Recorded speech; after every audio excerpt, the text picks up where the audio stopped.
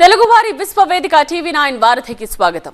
తెలంగాణలో ప్రస్తుతం విద్యుత్ సంక్షోభం ఉందా? విద్యుత్ నష్టాలపై శ్వేతపత్రం విడుదల చేయాలన్న బీజేపీ డిమాండ్ కు కాంగ్రెస్ రియాక్షన్ ఏంటి?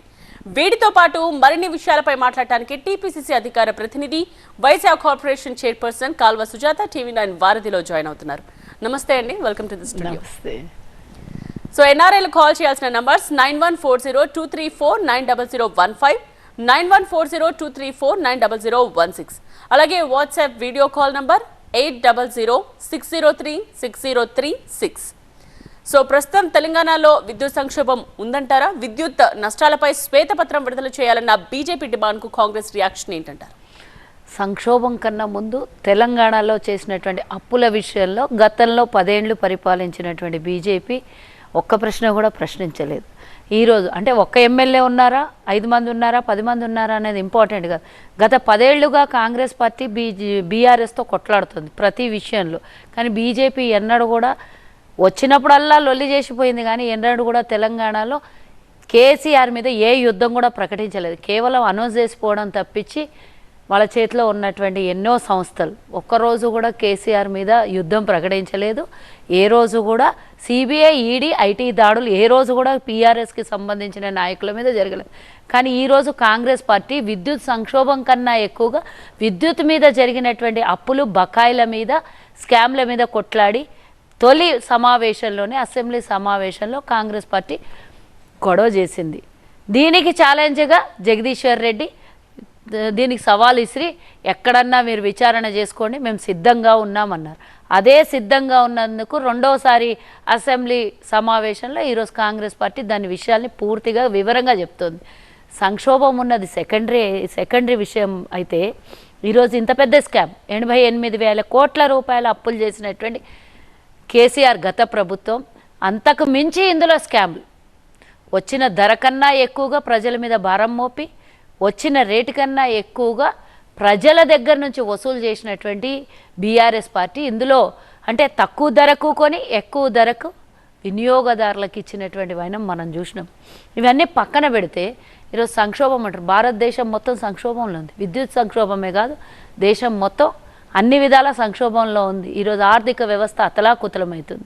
నిర్మలా సీతారామన్ గారు ఇచ్చినటువంటి ఆర్థిక బడ్జెట్లో ఈరోజు భారతదేశం అంతా అల్లకల్లోలం అయిపోయి 120 లక్షల కోట్ల అప్పులకు పైగా మునిగిపోయినటువంటి భారతదేశం ఈరోజు వాళ్ళు సంక్షోభం గురించి మాట్లాడుతుంటే బాధాకరంగా ఉంది. డెఫినెట్గా దీన్ని అన్నిటికీ కూడా ఒకటి భద్రాచలంలో మరి పవర్ జనరేషన్ గురించి కానివ్వండి, యాదాద్రి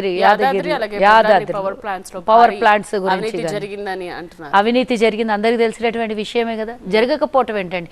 అసలు నిజంగానే యాదాద్రిలో ఎక్కడ నీళ్లు ఉన్నాయండి పవర్ జనరేట్ చేయడానికి? పోనీ అదే భద్రాద్రిలో ఏమన్నా చేశారా? 8 ఏళ్లుగా లాక్కొని వస్తున్నారు దీన్ని. 8 ఏళ్ల నుంచి ఏం చేసిండ్రు? దాన్ని ఎవ్రీ ఇయర్ దాని కాస్ట్ ఆఫ్ ఛార్జ్ పెరిగిపోతుంది, ఇంట్రెస్టులు పెరిగిపోతున్నాయి. పోనీ తెలంగాణ ప్రజలకు ఏమన్నా ఉద్ధరించారంటే ఉద్ధరించలేదు.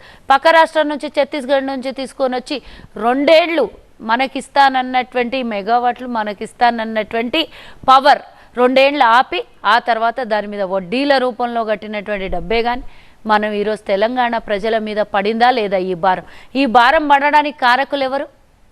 తెలంగాణలో ఆనాడు పరిపాలించిన 10 ఏళ్ళు పరిపాలించిన బీఆర్ఎస్ నాయకులు, కేసీఆర్ అసమర్థతనే కారణం. కేసీఆర్ ఫామ్ హౌస్లో నుంచి బయటికి వెళ్ళాడు, కేసీఆర్ ఏసీలు పెట్టుకొని కూర్చుంటాడు. కానీ కేసీఆర్ తెలంగాణ ప్రజలకి ఇంత సంక్షోభంలో పడేసినటువంటి పరిస్థితిని ఏ రాజు కూడా గుర్తించలేదు అనడానికి మనం అన్ని ఒక్కొక్కటి బయటకు తీస్తున్నాం కదా. కాంగ్రెస్ ప్రభుత్వం వచ్చినప్పటి నుంచి ఒకటి ఫోన్ ట్యాపింగ్ విషయంలోనే కానివ్వండి, కాళేశ్వరం విషయమే కానివ్వండి, దీంట్లో 88,000 కోట్లు ఎలక్ట్రిసిటీ డిపార్ట్మెంటే కానివ్వండి, 55,000 కోట్ల రూపాయలు మన సివిల్ సప్లైలో కానీ ఒక్కొక్కటి బయటకు వెళ్తున్నాయి. పాము పుట్టలో నుండి పాములు బయటికి వెళ్ళినట్లు కేసీఆర్ చేసిన విధ్వంసం బయటికి వెళ్తుంది. ఔటర్ రింగ్ రోడ్డును చూసినా లక్షలాది కోట్ల రూపాయలు విలువైనటువంటి భూమిని ధరణిలో నుంచి ఎవరికో మాయం చేసేసి ఎవరి పేరు మీదో మరి బినామీలుగా మార్చేసారు. ఇంకా డీప్గా డిస్కస్ చేద్దాం. అయితే కాలర్స్ వెయిట్ చేస్తున్నారు మీతో మాట్లాడడానికి. డెట్రాయిట్ నుండి కాల్ చేశారు మనోహర్ గారు.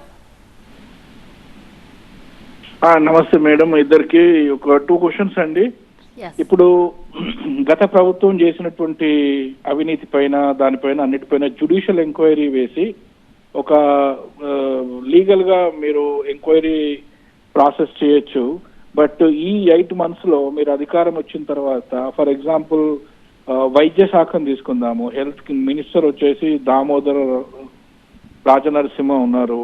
సో ఈ 8 months లో ఆయన వైద్య శాఖ మంత్రిగా ఏం చేశారు? అంటే గవర్నమెంట్ హాస్పిటల్స్ ని మెరుగుపరచడం ఏమైనా చేశారా, లేకపోతే గవర్నమెంట్ హాస్పిటల్స్ విజిట్ ఏమైనా చేసి, తనిఖీలు ఏమైనా చేసి, హైజీనిక్ కండిషన్స్ ఏమైనా చెక్ చేసి అక్కడ మెరుగైన సేవలు అందించడానికి ఏమైనా నిర్ణయాలు తీసుకున్నారా? విద్యాశాఖ మంత్రి ఇంతవరకు లేరు. 8 నెలలైనా విద్యాశాఖ మంత్రి ఇంకా ఎందుకు లేరు? ఎందుకంటే ప్రభుత్వం 5 ఏళ్లే అండి ఉండేది. ఈ 5 years అంటే every day is very crucial for development. కాబట్టి ప్రతిరోజు ప్రతి గంట ఇంపార్టెంటే. కాబట్టి విద్యాశాఖ మంత్రిని ఇంకా ఎందుకు మీరు ఫైనలైజ్ చేయలేదు రేవంత్ రెడ్డి గారు? థర్డ్ ఏంటంటే, ముఖ్యంగా మాకు కావాల్సింది ఈచ్ మినిస్టర్ ఎవ్రీ మంత్ వాళ్ళ శాఖలో జరుగుతున్నటువంటి అభివృద్ధి కార్యక్రమాలు, మార్పులు, ప్రజలకు చేసేటటువంటి కార్యక్రమాలు ఏంటి, ఆ డెవలప్మెంట్ యాక్టివిటీస్ ప్రెస్ మీట్ పెట్టి ప్రతి మినిస్టర్ ప్రతి నెల మాకేంటంటే ఆ మంత్రి ఏం పని చేస్తున్నాడు, ప్రజలకి ఎలా అందుతున్నాయి సేవలు కానీ, డెవలప్మెంట్ అర్థమయ్యాయండి. సమాధానం ఎంత? ఎస్ అండి, మీరు అడిగిన క్వశ్చన్ చాలా బాగుంది. అంటే మీరు ఎన్ఆర్ఐస్ కాబట్టి అక్కడ ఉన్నటువంటి విషయాలు మీరు విదేశాల్లో ఉన్నటువంటివి చాలా గమనిస్తుంటారు. మీరు కూడా ఇక్కడ తెలంగాణ ప్రజలకు ఇంత మంచి సేవ అందించాలనే దృక్పథంతో మీరు మాట్లాడారు, చాలా సంతోషము. ఒక విషయం అండి, ఒకటి ఫస్ట్ ఆఫ్ ఆల్ విద్యాశాఖ మంత్రి లేరు అనే దానికన్నా ముఖ్యమంత్రి గారి కింద ఆ శాఖ ఈరోజు తెలంగాణలో విద్య అనేది విపరీతంగా కాస్ట్ పెరిగిపోయినటువంటి విషయం మనం గమనించినాం. దాంట్లో పూర్తిగా ప్రక్షాళన చెయ్యాలని, అంటే తన కింద ఉన్నటువంటి ఈ శాఖకి పూర్తిగా ప్రక్షాళన చేయాలనుకోవడం రేవంత్ రెడ్డి గారు చాలా విషయాల్లో. ఒకటి, ఇప్పుడు ఇంజనీరింగ్ కాలేజెస్ అవి ఇప్పుడు చూస్తున్నాను ఎంత కాస్ట్ పెరిగిపోయింది. అసలు స్టూడెంట్స్ తన పేరెంట్స్ ఆ పిల్లలకి లక్షలాది రూపాయలు పెట్టి చదివించే స్థితిలో లేరు. అన్నిటికన్నా మించి మరి మెడికల్ సీట్లు ఎంత కాస్ట్ పెరిగిపోయినాయో మనం చూసాం. కాబట్టి ప్రక్షాళన చేసే దిశగా రేవంత్ రెడ్డి గారు ముఖ్యమంత్రి గారు వెళుతున్నారు అన్నటువంటి విషయం మాకున్నటువంటి సమాచారం. డెఫినెట్గా మీరు అన్నట్టుగానే మరి విద్యాశాఖ మంత్రి లేరు అంటున్నారు. అతి త్వరలోనే మరి శాఖలు ఒక 4 శాఖలు రేవంత్ రెడ్డి గారి మీద ఉన్నాయి కాబట్టి డెఫినెట్గా రేవంత్ రెడ్డి గారు త్వరలోనే మరి మిగిలిన శాఖలన్నీ కూడా మంత్రులకు అప్పజెప్పబోతారు. ఇప్పుడు లేరు, దాన్ని వదిలేశారు అనే మాట కాదు. ప్రతి శాఖని క్షుణ్ణంగా ముఖ్యమంత్రి గారి కింద ఉన్నాయే కాకుండా ప్రతి శాఖ కూడా ముఖ్యమంత్రి గారు పర్యవేక్షిస్తున్నారు. ప్రతిదీ మీరు గమనించవచ్చు. కాంగ్రెస్ ప్రభుత్వం ఏర్పడినటువంటి 8 నెలల్లో గత ప్రభుత్వం లాగా కేసీఆర్ లాగా ఫామ్ హౌస్లో పడుకోనో లేకపోతే ప్రగతి భవన్ నుంచో పాలన జరగట్లేదు. కేసీఆర్ లాగా పోల్చుకోనాల్సినటువంటి అవసరం కూడా లేదు. గతంలో 65 ఏళ్ళు పరిపాలించిన కాంగ్రెస్కి అనుభవం ఉన్నది. రేవంత్ రెడ్డి గారు ముఖ్యంగా ఒక డైనమిక్ లీడర్గా ఈరోజు పనిచేస్తున్నారు. సుమారుగా ఒక 14 గంటలకు పైగా ఈరోజు ప్రతినిత్యం అనునిత్యం పనిచేస్తున్నటువంటి ముఖ్యమంత్రి ప్రజాపాలన ముందుకు తీసుకెళ్లాలి, ప్రజలకు నచ్చిన విధంగా ప్రజాపాలన నడిపియాలనే ఆలోచనతో రేవంత్ రెడ్డి గారు అడుగులేస్తున్నారు. మీరు ఇచ్చినటువంటి సలహాలు సూచనలు డెఫినెట్గా మీ వారధి ద్వారా మా ముఖ్యమంత్రికి అలాగే వైద్య శాఖ మంత్రికి కూడా చేరేయాలని నేను అనుకుంటున్నాను. డెఫినెట్గా మీరు అన్నది వాస్తవము. ప్రతి నెల రివ్యూస్ పెట్టడం అనేది చాలా ఇంపార్టెంట్. అంటే ప్రభుత్వం మీరు అన్నట్టుగా కేవలం ప్రజల కోసమే కాదు, ప్రభుత్వం చేస్తున్నటువంటి అన్ని విషయాలు కూడా ప్రజలకు తెలవాలి. ఏదైతే అసెంబ్లీలో 3 నెలలకో 4 నెలలకో ఒకసారి మనం చెప్పే విషయాలు కాకుండా ప్రతి విషయం కూడా ప్రజలకు తెలియపరచడం బాధ్యతగా తీసుకొని ముందు మీరు అన్నట్టుగానే ప్రణాళిక రూపొందించాలని కూడా మా ప్రభుత్వాన్ని మేము కోరుకుంటున్నాము. ఎందుకంటే ఎవ్రీ మీటింగ్లో మీరు దామోదర్ రాజనరసింహ గారిని మీరు వేసినటువంటి అంచనా కన్నా ఎక్కువగా పనిచేస్తున్నారు. ప్రతి హాస్పిటల్లో ప్రతి చోట ఈరోజు వైద్య శాఖ అన్ని చోట్ల విజిట్ చేస్తున్నారు. అన్ని చోట్ల జరుగుతున్నటువంటి అవినీతి విషయాలలో మరి ముందంజ వేసి పనిచేస్తున్నారు. దీనికి ఎలాంటి సందేహం లేదు. మీరన్నట్టుగా ఒక విషయం మాత్రం, నెలకొక రివ్యూ మీటింగ్ అది జరగలేకపోవచ్చు. దాన్ని కూడా మేము పరిగణలోకి తీసుకుంటాం. మా మంత్రులు కూడా మీ ఛానల్ ద్వారా తెలియజేసినటువంటి విషయం గమనిస్తారని నేను అనుకుంటున్నాను. రైట్, అలాగే రైతుల పొలాల్లో మీటర్లు పెట్టడానికి ఆనాడు కేసీఆర్ ఒప్పుకున్నారు, అసలు నిజమేంటి? ఎస్ అండి, ఇది రేవంత్ రెడ్డి గారు అసెంబ్లీ సాక్షిగా చెప్పినటువంటి విషయం మనం గమనించాలి. రైతుల దగ్గర వసూలు చేయడానికి రెడీగా ఉండి కేవలం ప్రజల ముందు డ్రామాలు ఆడినటువంటి విషయం మనం గమనించాలి. ఒప్పందం చేసుకొని వచ్చి ఇక్కడికి వచ్చి మేము పొలంలో పెట్టనీయము అని మాట్లాడినటువంటి విషయాలు మనం గమనించాలి. ఇప్పుడేమో కాంగ్రెస్ పార్టీ మీద ఏడుస్తున్నారు వీళ్ళు. నిజంగానే మీరు వేసినటువంటి ధరలకి తట్టుకోలేనటువంటి సామాన్య ప్రజలు ఈరోజు, అంటే ఆ రోజు 500 ఉన్నటువంటి రేటు ఈరోజు ఒకవేళ చిన్న గృహానికే ఒక 200 వస్తుంది అనుకుంటే కరెంట్ ఈరోజు 500 అవుతుంది. 500ది 1200 వరకు ఛార్జ్ చేయబడింది. దాన్ని ఏ విధంగా భారం మోపారో మనం గమనించాలి. ఒప్పుకొని వచ్చినటువంటి విషయం అందరికీ తెలిసిందే. కేవలం డ్రామాలు ఆడినరు బీజేపీ బీఆర్ఎస్ ఒకటే అనేది అందరు గమనించాలి. అలాగే కాళేశ్వరంపై బీఆర్ఎస్ చేస్తున్న ఆరోపణలో నిజం ఎంత అంటారు? అంటే వాళ్ళ ఆరోపణలు చేస్తున్నారు, అవినీతిలో కూరుకుపోయినటువంటి వాళ్ళే అని ప్రజలు గమనించినందుకు దాన్ని కవరింగ్ ఇచ్చుకొని దీన్ని పక్కదారి పట్టించాలని ప్రయత్నం చేస్తున్నారు. ఒకసారి మీరే గమనించాలి. అసలు దీంట్లో ముందేమన్నారు, ఇది రాహుల్ గాంధీ గారు వరంగల్ సభలో మాట్లాడినటువంటి విషయాన్ని పదే వెక్కిరిచ్చే విధంగా రాహుల్ గాంధీ గారిని అసలు ఈ ప్రాజెక్టే 80,000 కోట్ల ప్రాజెక్టు, దీన్ని 1,00,000 కోట్ల స్కామ్ అని లీడర్ కాదు రీడర్ అని రాహుల్ గాంధీని వెక్కిరించినటువంటి విషయం మనం గమనించాలి. ఒక్క విషయం అండి, 96,000 కోట్ల రూపాయలు మొన్న తీసుకున్నటువంటి విషయం మనకు తెలుసు. మరి దాన్ని కార్పొరేషన్ ద్వారా తీసుకున్నటువంటి వడ్డీలు మనకు తెలుసు. 1,30,000 కోట్లు దీని మీద అప్పు ఉంది అనేది కూడా తెలుసు.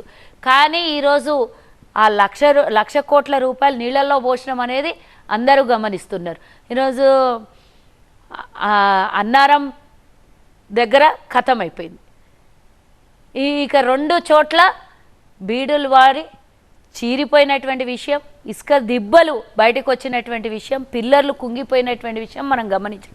అయినా ఇంకా గేట్లు ఎత్తండి, ఇంకా నీళ్లు వదలండి అని చెప్తున్నటువంటి వీళ్ళకి ఒకటి, అక్కడ చుట్టుపక్కల ప్రాంతాల నివాసం ఉంటున్నటువంటి వాళ్ళకి గ్యారంటీ ఇస్తారా? ఎత్తితే గనక మొత్తం డ్యామ్ కూలిపోతుంది అనే నిపుణులు ఇచ్చినటువంటి సలహాలను గమనించట్లేదా?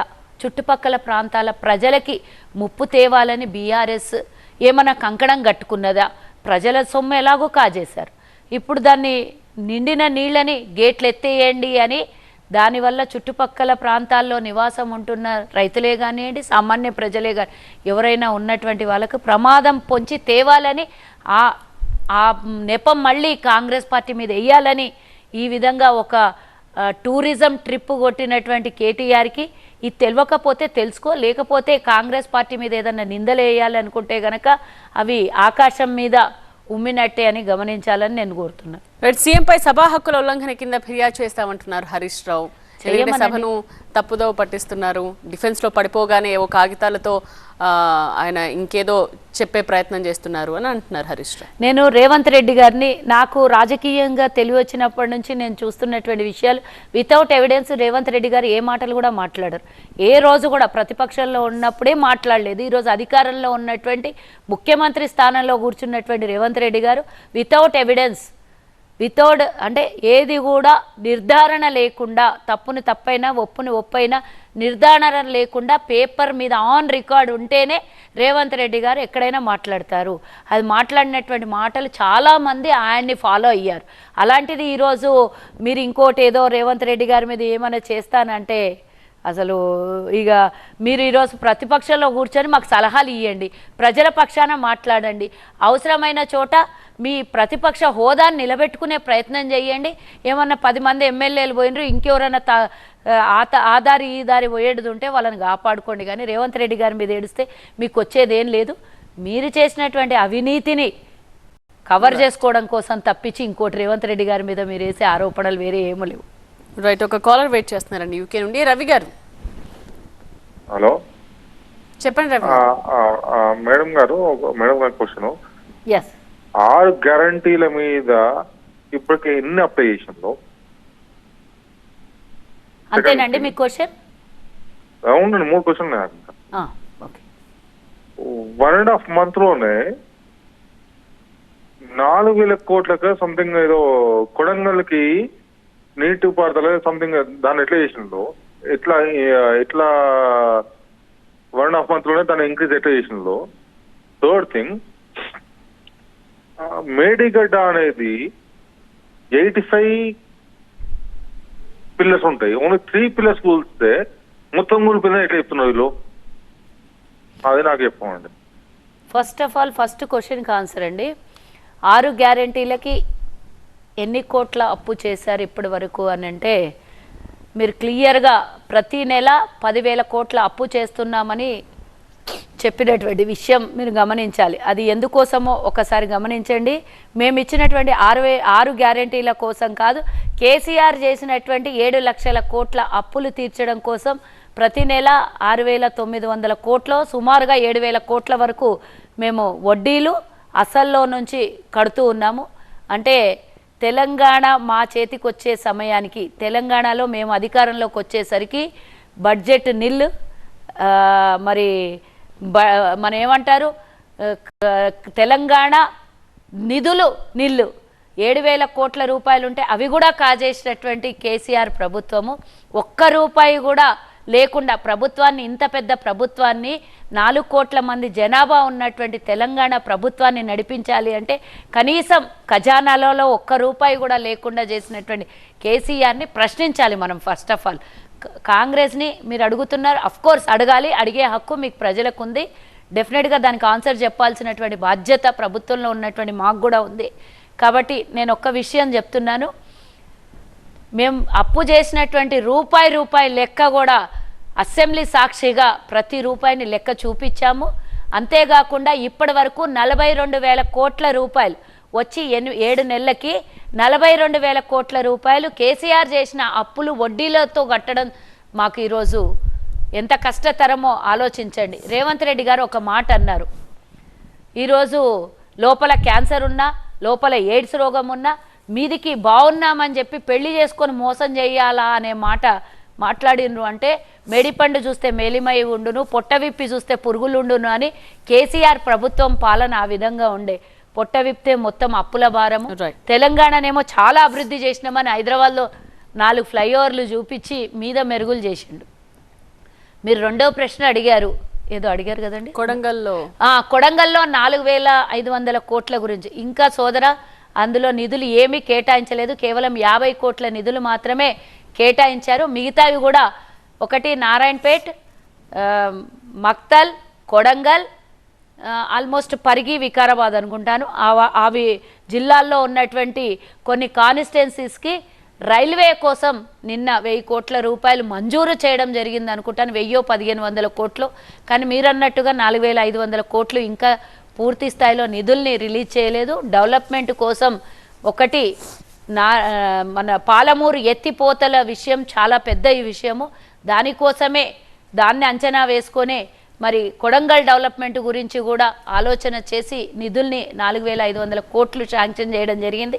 నిధులు మాత్రం ఇంకా ఇవ్వలేదు పూర్తి స్థాయిలో, అది గమనించండి. మూడోది ఇంకోటి ఏదో అడిగి, మేడిగడ్డలో 3 పిల్లర్లు కుంగిపోతే మిగతా పిల్లర్లకి ఏమన్నా అవుతుందా అని అంటే, ఒక్క 2-3 రోజులకే 3 పిల్లర్లు కుంగిపోయినాయి. వాళ్ళన్న మాట మీరు అనొద్దు సోదరా. ఒక్కవేళ గనక ఆ 3 పిల్లర్లు రిపేర్ చేసినా కూడా మిగతాది కూలిపోతుంది అని చెప్పేసి ఇంజనీర్లు చెప్పినటువంటి విషయం మీరు గమనించుకోవాలి. అందుకనే మేం కాదు అవి, ఒక్కసారి మీరు ఎలక్షన్లు నవంబర్లో జరిగిన ఎలక్షన్లకు ముందు జరిగినటువంటి పరిణామం ఒకసారి గమనించండి. నీళ్ళని ఖాళీ చేయించింది మేం కాదు, బీఆర్ఎస్ ప్రభుత్వం. ఆ నీళ్లు ఖాళీ ఎందుకు చేసిందంటే అది మొత్తం క్రాకులు వచ్చేసి నీళ్లు గనక ఇంకా కంటిన్యూ అయితే గనక అది మొత్తం కూలిపోయే అవకాశం ఉంది అని చెప్పేసి ముందస్తు జాగ్రత్తతో పూర్తిగా నీళ్ళని ఖాళీ చేశారు, అది గమనించండి. యుగాండ నుండి కాల్ చేశారండి సత్యనారాయణ గారు. మేడం మాట్లాడండి. సుజాత గారు. హలో సుజాత గారు. అయ్యా అండి, నమస్తే, చెప్పండి. నమస్కారం అండి. నమస్కారం. నాకు మూడు ప్రశ్నలు ఉన్నాయండి. అంటే మొదటి ప్రశ్న, ఇప్పుడు రేవంత్ రెడ్డి గారి పరిపాలన అద్భుతంగా ఉందండి. అయితే రెడ్డి వాళ్ళకు ఇప్పుడు రెడ్డిల కూడా పేదవాళ్ళు ఉన్నారు మేడం. సో రెడ్డిల వాళ్ళకు పేదవాళ్ళు ఉన్నారు కదా. సో రెడ్డి వాళ్ళకి ఏం చేశాడు అనేది, ఎందుకంటే చాలా సమ్మెలు చేశాను మేము సంగారెడ్డి మా సైడు, అదొక మా ఫాదర్ వాళ్ళు అక్కడ ఉంటారు. సంగారెడ్డి సైడ్ మేడం, సంగారెడ్డి దగ్గర జీరాబాద్ దగ్గర ఉంటాం. మా ఫాదర్ వాళ్ళు, మేము యుగాండాలో ఉంటాము. సో అది అక్కడ రెడ్డి సంఘం వాళ్ళకు మేము చాలా స్ట్రైక్స్ చేశాము. సో రెడ్డిలకు ఉన్న పేదవాళ్ళకు ఏం చేశాడో ఒకసారి చెప్తే బాగుంటుంది. రెండోది ఏంటంటే అసెంబ్లీలో మేజర్లీ ప్రజల గురించి మాట్లాడితే బాగుంటుంది మేడం. ఊరికే అంటే ప్రతిపక్షాలు ఏం చేశాయి అంటే వాళ్ళు వీళ్ళ మీద టైం వేస్ట్ చేసుకునే కన్నా ప్రజలకు ఏం చేస్తే బాగుంటుంది అని చెప్తే బాగుంటుంది. మూడోది వచ్చేసి నెక్స్ట్ 4.5 years ఏం డెవలప్మెంట్ చేస్తారు అనేది ఒక వైట్ పేపర్ కానీ ఎలా ఉంటే అది బాగుంటుంది మేడం. థ్యాంక్ యూ సోదరా. ఫస్ట్ ఆఫ్ ఆల్ రెడ్డి సోదరులకి ఒక శుభాభినందనలతో రెడ్డి కార్పొరేషన్ కూడా అనౌన్స్ చేయడం జరిగింది అనుకుంటాను. మీకు అది విషయం తెలియదు అనుకుంటాను. మరి మాది కూడా వైశ్య కార్పొరేషన్ మొట్టమొదటిసారి కాంగ్రెస్ ప్రభుత్వం ఏర్పడగానే మాలో ఉన్నటువంటి పేదవాళ్ళ కోసం వైశ్య కార్పొరేషన్ ఏర్పాటు చేయడం జరిగింది. అలాగే మీ రెడ్డి సోదరులు అంటే అందరూ శ్రీమంతులు ఉండరు, అన్ని కులాల్లో కూడా అందరూ రాజకీయ నాయకులే ఉండరు, కానీ పేదవాళ్ళు కూడా ఉంటారు. వాళ్ళని గమనించుకొనే ఈరోజు రాష్ట్ర ప్రభుత్వము రెడ్డి కార్పొరేషన్ కూడా అనౌన్స్ చేయడం జరిగింది. మీలో ఉన్నటువంటి పేదలకి మీరు రెడ్డి అయితే గనక మీలో ఉన్నటువంటి పేదల కోసమే ఈ కార్పొరేషన్ ఏర్పాటు చేయడం జరిగింది. దాని విధి విధానాలను కూడా ప్రకటిస్తారు అనుకుంటాను నేను, చైర్మన్ గారిని అనౌన్స్ చేశాక. ఇంకా మూడోది, అసెంబ్లీలో ప్రతిపక్షాల మీద వాళ్ళ మీద వీళ్ళ మీద మాట్లాడడం కోసం కాదు, అంటే ప్రజలకు తెలియచేయడం చాలా ఇంపార్టెంట్. మీరు ఏం చేశారు, నిధులు ఎక్కడ పోయినాయి, కేసీఆర్ అప్పు ఎలా చేశాడు, ఎందుకు చేశాడని ప్రజలకి ముందు తరాలకి కూడా తెలవాలి. కాబట్టి ప్రతి విషయం క్షుణ్ణంగా రేవంత్ రెడ్డి గారు మేము పరిపాలన మొదటి పెట్టినప్పటి నుంచి మేము రాబోయే 5 సంవత్సరాలలో ఏం చేయాలనుకుంటున్నాం, గత ప్రభుత్వం ఏ విధంగా నష్టం చేసింది అనేది రికార్డులలో ఉండాలి. ప్రతి ఒక్క రాష్ట్ర ప్రజలకు తెలవాలి అనే విధానం కోసమే ప్రతి విషయం క్షుణ్ణంగా చెప్తున్నారు. ఇది మనకు తెలియని వాళ్ళకు కూడా తెలవాలి. కేసీఆర్ చేసినటువంటి దోపిడీ, మనం కోరుకొని తెచ్చుకున్న తెలంగాణ, నిధులు, నీళ్లు, నియామకాలు, ఈ 3 పక్కన పడేసి కేసీఆర్ చేసినటువంటి మోసం తెలవాలనే ఉద్దేశంతోనే ప్రతి విషయం కూడా క్షుణ్ణంగా అసెంబ్లీలో మాట్లాడడం జరుగుతుంది.